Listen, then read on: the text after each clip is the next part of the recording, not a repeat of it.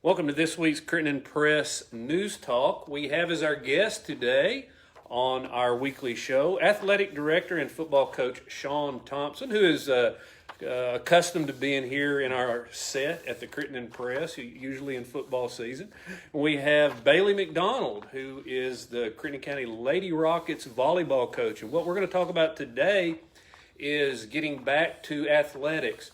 Last week, the KHSAA had a meeting on Zoom. A lot of people across the state watched it. Over 2,000 viewers, and basically what's happened is they've released these coaches and athletes to begin participating to some degree, and we're going to let these coaches tell us what that's going to look like as they come back. Today's show is brought to you by Seaplant Federal Credit Union on Main Street in Marion. Now, that's in the old Fifth Third building next to Homestead Realty. It's on Main Street, on the east side of Main Street. And they would like to remind you that the credit union lobby remains closed as a safety precaution for its members and employees.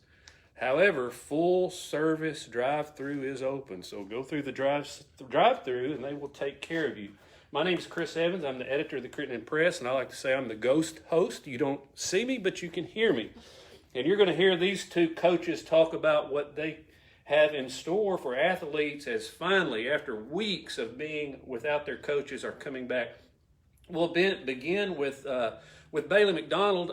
Bailey, we had a story in the press this week, and I'll let you expand upon that, but you talked about how you've missed your girls. Yeah, I have. I've missed them a lot. I was actually talking to my husband about this the other day. I think this is the longest amount of time I've went in my entire life without touching a volleyball altogether. So for me personally, I'm ready to be back in the gym just for the type of person that I am, but also the girls mean a lot to me, and we have really close relationships, and we're all, I'm their coach, but I like to call them my buddies too. They make me laugh and they're fun, and we all enjoy being in the gym together, and I know that they've missed being in the gym, so I'm really just ready to get back in there and get back to work. We've got a lot of things we want to accomplish. We're chasing regional titles, and we've got to get back in the gym soon. And when you get back into the gym, Coach Thompson, as athletic director, you're the guy that's, I guess, has to help design all these plans and make sure everybody is following the KHSAA guidelines and the governor's guidelines. So what's it going to look like as these student athletes begin to come back to the gym, the football field, wherever they go for training? Well, it's going to look completely different. And a lot of people, I don't know that they understand that. I don't know that how much the kids understand it, because they're just excited about being able to get back to some sort of normalcy and take part in the sports that they love. But the governor has guidelines out for youth sports, and then the KHSAA met and then put their guidelines out, which we have to adhere to. And it's a big, long document. I'm not going to go through that right now. But, it's just a lot. We'll be in groups of 10 athletes to one coach. That doesn't necessarily mean that we'll, like for football, for example, with 50 kids, have to have 5 different groups come in at different times, at an hour and a half for each session. But, we'll have to stagger those times, and those groups will stay in those groups. We won't be able to, oh, you're in this group today, tomorrow you're going to be in that group. So it's going to look different. It'd be a lot easier if the ghost host asked me questions about specific guidelines than for me to just go through it all, because it is such a lengthy document. Well, let's talk about this. The KHSAA has designated certain sports as low touch indoor, low touch outdoor, high touch indoor, high touch outdoor. Some can get started earlier, some a little later. Explain that to us. So your low touch sports, the 15th is the big date, June 15th. Low touch sports will be able to have some sort of practice. Like golf will be able to practice golf. They'll be able to go out to the golf course and actually look like somewhat of a practice outside of the numbers requirements. But a high touch sport like both of our sports is strictly conditioning. So we'll be running, weight room, different explosion, quickness, all that stuff that the kids don't necessarily love, but are so important. But I think that they will love it at this time because they see that they can lose sports in a matter of a day. You know, it happened all at once, and they see all those years of coach saying you never know when your last play is going to be, and they saw it. This group should be a little bit different as far as excitement to get back to it and give it all to their sports because they have seen that. Yeah. And the two of you are among the coaches who did not lose a season. However, you're the one that's going to have to deal. You'll be the first to deal with this. So you're at the vanguard of these new rules, regulations. How do we deal with all this? Coach McDonald, what are you? I know right now the KHSAA gave coaches and schools the opportunity now through June 15th. So basically the 1st of June to June 14th to communicate, to even get with their face-to-face with their student athletes, which they had not been able to do during this prolonged dead period. So what have you done to try to brace your girls for what they can expect? And have you? And will you do more? Well, you know, for a long time, there was not a lot of communication going on because there obviously wasn't a lot of communication going on with anybody. So a lot of the messages that I did send out was, hey, you know, I'm thinking about y'all. I don't have new information. As soon as I have new information, I will get it out. We've really started communicating more since the guidelines have came out from KHSAA. But this week, I've really started communicating with them. Hey, we'll be together probably next week after everything's approved by the bosses. You know, we hope that we can get together next week, and then I definitely plan on hitting the workouts until they tell us we can have balls, you know? Yeah.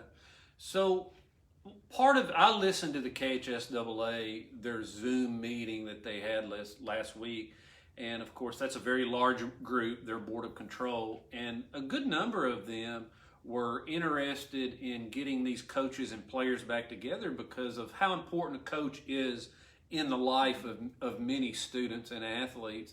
And, you know, they talked about the psychological and emotional and physical effects. We know what the physical effects are. We start to see it. They get weaker, Absolutely. Coach Tom. But what about psychologically? And I don't want you to name any particular case, but have you encountered any of your players that called and said, oh, Coach, I don't know what to do with myself. What should I do? Well, I had actually... One of my girls had messaged me, had sent me a text message about 1:30 in the morning one night, and she had just said, you know, I just miss everybody so much. Do you have any news on when we're going to be back together?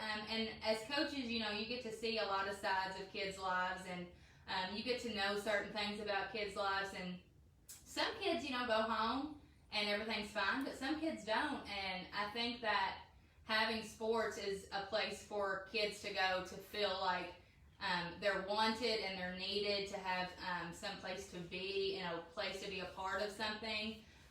Sports are a de-stressor. It's something for kids to go to when all their schoolwork has been hard, or they're having problems at home.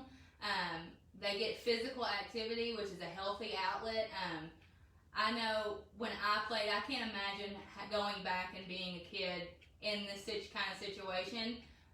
So I know that they're all mentally ready to get back in the gym, focused on something besides just sitting at home waiting. You know what I mean? Sure. Clearly, if someone's a student is texting you in the middle of the night, that's an emotional. They're having an emotional crisis of sorts. Yeah, and especially to be an upperclassman. Yeah. I mean, maybe coming into your junior, senior season of not knowing what it's going to look like, the stress of that. I mean, sports are important to kids, and the lessons that you learn from playing sports, and how it helps you grow. It's important to kids.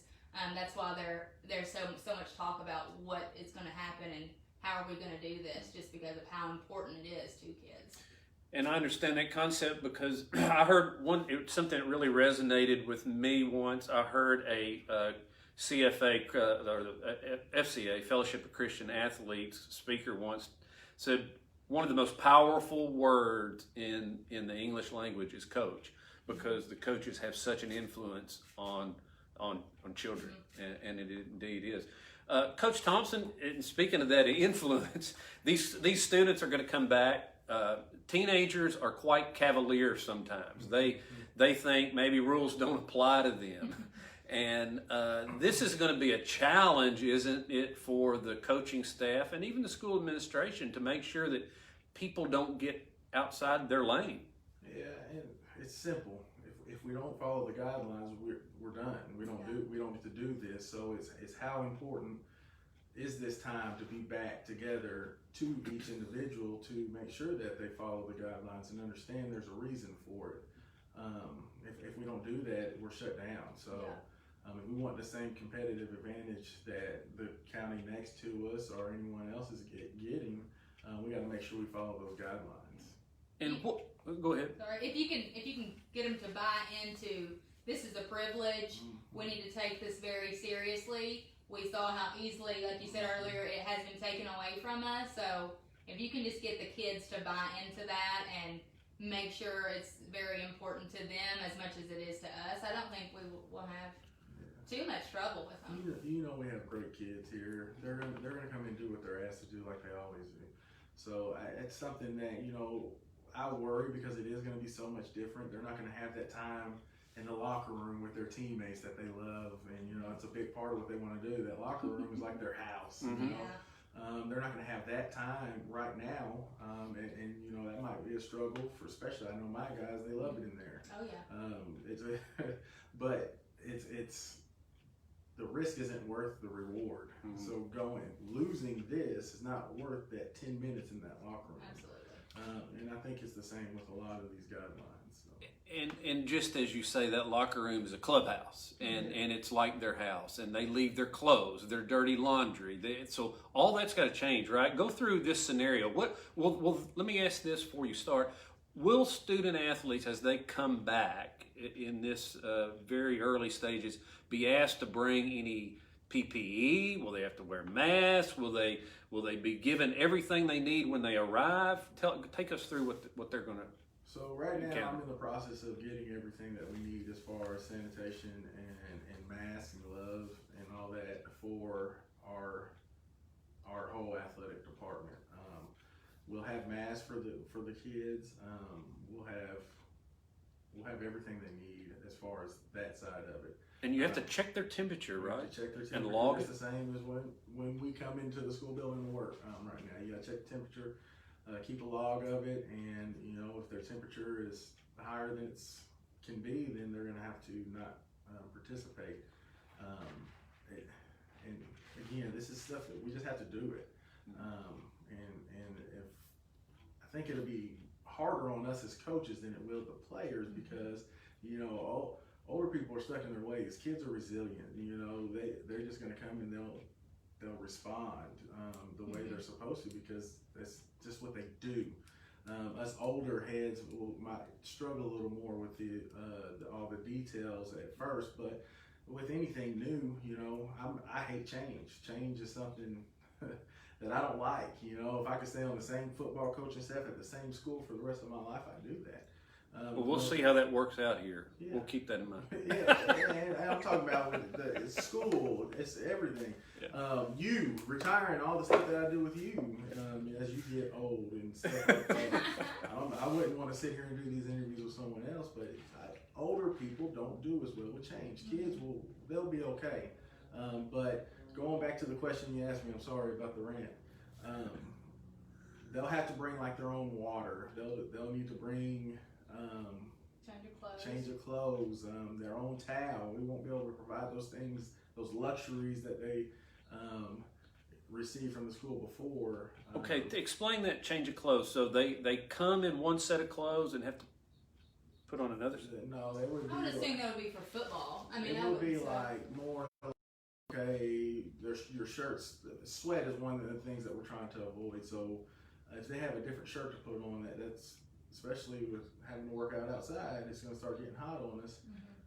We don't want that to spread. So from transitioning from outside to the weight room, if you had a dry shirt, that would.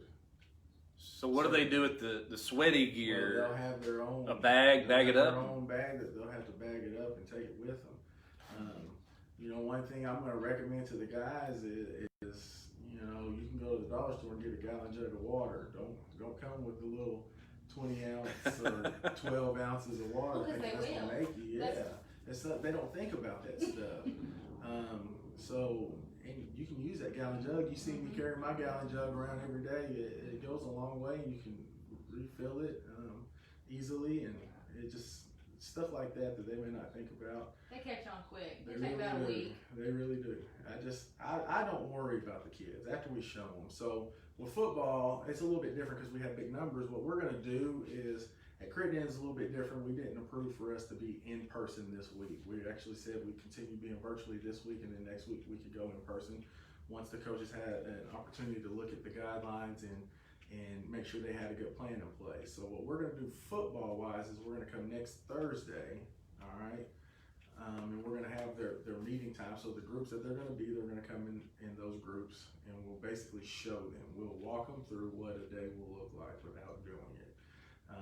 And have a meeting. So this is when you get here, you'll take your temperature, you'll do all this. When you have to wear a mask, when you don't have to wear a mask, all that stuff. And just show them how to transition, what door you go in and what door you go out, stuff that you never think of. So, and then also, because school closed down so quickly, the locker room still has a lot of personal items. So we'll clean out their personal items in small groups, take that out of there, and then be able to close that off, really. Coach McDonald, do you have a similar type plan where you're going to bring your girls in and walk them through this? And then talk about, too, not having, of course, girls don't perspire nearly as much as boys do, right? But talk about how you'll handle that with those girls who can't just pull their shirt off and change right there in the gymnasium. Right. Well, once my plan gets approved, we have till Friday to get that in, and so my idea would be, I'm also, like Coach Thompson said, he's going to meet with his kids next week. I plan to meet with my girls next week and kind of walk through, and this will be the first time that we've all been in person. It'll be little groups. I only have 19 on my roster right now, so it really works out for me. I graduated 6, so I just have to have 2 groups of girls. And then we'll kind of I'll walk them through next week as well, and then hopefully starting the following week. We can't have any ball contact till at least July at some point then. But I plan on doing 3 days a week of just conditioning, and it would be 45-minute intervals in 2 groups. One comes in after the other. I'm only going 45 minutes, just so they don't get a big sweat going. We don't need to be changing clothes. Football is completely different. They're very different from volleyball players. So we'll get in. I can get them a good workout in 30, 40 minutes, and they're out the door until we can touch a ball. That's where really a lot of our work has to come in. I don't think we're that different. You and me are not that different, but our athletes are very different, very different. I'll remind our viewers today that our broadcast is brought to you by C-Plant Federal Credit Union. Remember, C-Plant Federal Credit Union is now a community business here in town, the newest financial institution in the community. They're located on Main Street inside the former Fifth Third building. That's right next to Homestead Realty. And these fine folks at C-Plant Federal Credit Union would like to remind you that the credit union lobby remains closed, and as a safety precaution for its members and employees, only the full service drive-through is open. If you have some type of question you need, you can call their phone number and speak to someone there about anything further. But the full service drive-through is open, and that's on Main Street. Any closing comments, Coach McDonald, that you would like to say about what's getting ready to happen is unprecedented. We don't know what it's going to look like. I mean, we know what it's supposed to look like, but until the real world happens, sometimes we don't know. Yeah. I would just say, if any of our any of my people, any of our people are watching, just to bear with us, bear with the coaching staff, bear with our AD. This is a very crazy time. And it's going to take time to get going, but once we get going, I feel like things are going to get going really well, and I'm just excited to get back in the gym and get this 2020 season started. We ended the year with big plans, and I plan on starting the year with big plans. So, Coach Thompson, this fall we have, as far as high-touch indoor sports, we have basketball, cheerleading, volleyball. I think those are the only ones we have. There's a list of others that are in that category. High-touch outdoor sports, football and soccer. None of those can really get back to having a ball in your hand and really practicing until June 15th. But these other sports can get out there and really do what they do. The ones that we have are, as you mentioned, golf, cross country. And then you have some of the other ones. Baseball is over with. I don't know that there's going to be anything going on in there, or track and field. Give us an idea of who's thinking about what. What do you think is going to happen? Who's, as far as when these games get going back? I know we don't know, but do you have a vision for what that might look like if and when we can start playing football, start playing soccer, start playing volleyball? It's extremely hard to have a vision for it when you have no control in what they do. There's so many different levels of approval to even get to where we can play. It's hard to even envision it. It's kind of like why we wanted to use this week to plan, because there's one day where they say this is what you can do, and then it turns around 3 days later you can start. So there was little time to prepare, and if we would have had a plan in place, would it have matched what we can do? I don't know that. So it's really hard to sit here and say that I can envision. But I tell everyone who asks me, because somehow my phone number got out. I don't know how it happened, but everyone who's asked me, I've told them the same thing. I'm going to keep my mindset, and we're going to have a full season. It's going to be as normal as possible. And that's where I'm going to choose to keep my mindset, because I have to do that for the kids. I have to continue to make sure that they stay positive and ready to go, so that when we do get to go with whatever we do get, they're ready mentally, physically, and all that. So I'm choosing to stay at the top and keep a positive outlook on that. Prep for a full season? Yeah, for sure. Plan for a full season. I will remind our viewers that we take precautions here. Coach McDonald, if you'll tap on my COVID screen there, we do have a screen in between, so you'll notice they're not social distancing. We do try to take that serious, and we'll spray the Lysol down when everyone is gone. If you notice, on the bookshelf is a picture of Sea Plant Federal Credit Union, our sponsor for today's show. And that is located on Main Street in Marion, Kentucky, in the old Fifth Third Bank building. Many of you know where that's at, right next to Homestead. Now, the lobby's closed for the safety of the members and employees. However, their full-service drive-through is open.